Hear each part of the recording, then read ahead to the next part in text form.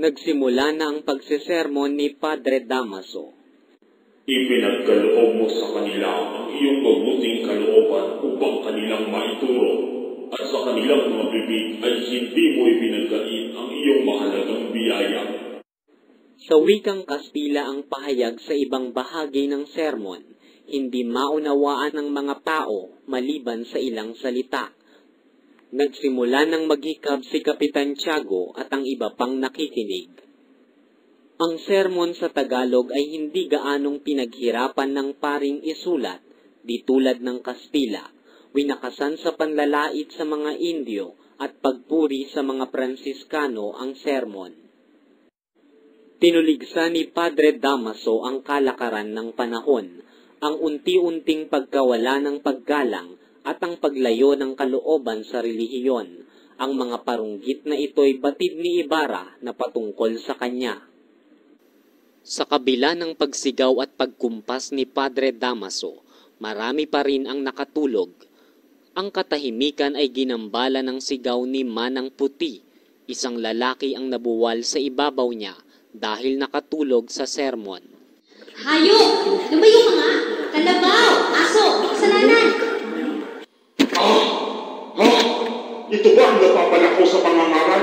Mga walang galang, sa tahanan pa kayo ng Diyos nag-aaway at nagmumurahan. Bunga yan ang kalaswaan ng bagong panahon. Samantalang nagpapatuloy ang misa ay may taong lumapit at bumulong kay Ibarra.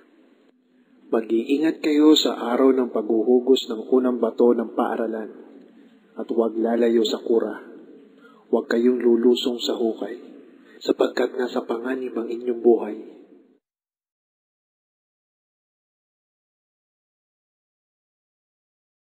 Tinayo ng lalaking madilaw ang kasangkapang nasa ibabaw ng hukay at paghuhugusan ng malaking bato.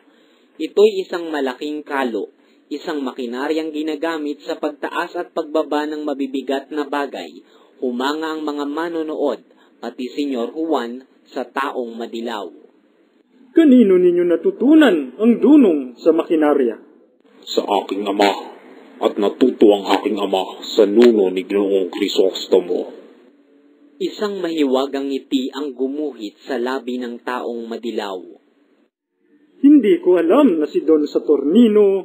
Siya'y higit na marunong siyang mamalo, gumising sa natutulog at magpatulog sa gising. Ang itinuro sa akin makikita rin ninyo balang araw. Sa kabilang banda, nakahanda naman sa mga kiyosko ang masarap na agahan. May dulang na puno ng mga matamis at tubig. Dumating na ang banda ng musiko na pinangungunahan ng maraming bata at matanda. Dumalo si Elias. Hindi siya makilala sa anyong taga-bukid. Lumapit siya sa tabi ng magpapakilos sa kalo na malapit sa hukay. Kinabahan si Ibarra. Tinanaw niya ang balangkas na kinasasabitan ng kalo. Yumukod ang taong madilaw kay Ibarra nang magtama ang kanilang paningin. Namataan niya si Elias at kumindat ito sa kanya upang ipaalala ang kanyang bilin. Sinimulan ang pagdiriwang. Nangakapaligid ang mga tao. Nagmamasid sa monasilyong nagwiwisik ng bendita at kay Padre Salvi na bumabasa sa mahina at nanginginig na tinig. Lahat ng kasulatan, medalya at iba pa'y isinilid sa kahang kristal. Ipinaloob sa bumbong at inihinang na mabuti.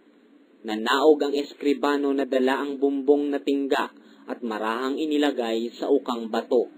Kinuha ni Ibarra ang isang kutsarang pilak na pampalitada at iniabot sa alkalde. Ngayon tinatayo natin ng isang paaralan. Sa paaralan nakasalalay ang lipunan at siyang aklat na nagtatakda ng kinabukasan ng bayan. Magpasalamat kayo sa Espanyang nagsisikap para sa inyong kaunlaran. Mabuhay ang hari! Mabuhay ang Espanya! Mabuhay ang relihiyong Katoliko! Nanaog sa hukay ang alkalde at naglagay ng palitadang semento. Nagpalakpakan ang mga kawani. Sumunod naman ang kura. Habang siya'y nananaog, sinulyapan niya ang nakabiting bato. Sumunod ang ilang pari at si Kapitan Tiago. Kayo naman ang maglagay. Napilitang bumaba si Ibarra. Ang dala niya ay isang kutsarang bakal. Nakatanaw sa kanya si Elias, gayon din ang taong madilaw.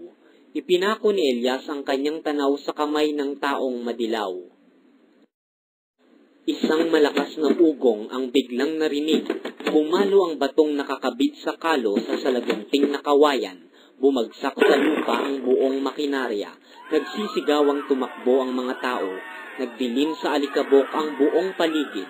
Nakita si Ibarra na nakatayo sa gitna sa pagitan ng torno at batong buhay at hawak pa rin ang kutsara. Sa paanan niya naroroon ang bangkay ng taong madilaw na natabunan. Hulihin ang namamahal at ipagsakdal. Tumutol si Ibarra. Pinananagutan niya ang pansamantalang kalayaan ng maestro de obras sapagkat hindi pa natitiyak ang pagkakasala nito. Pagkatapos usisain ang kalagayan ni Maria Clara, ay umuwi na siya upang palitan ang narumihang damit. Masamang pasimula. Katatapos pa lamang ni Ibarra na magpalit ng damit nang lapitan siya ng isang utusan at sabihing may taga-bukid na nais makipagkita sa kanya. Gayon na lamang ang pagkamangha niya nang makitang ang panauhin ay si Elias.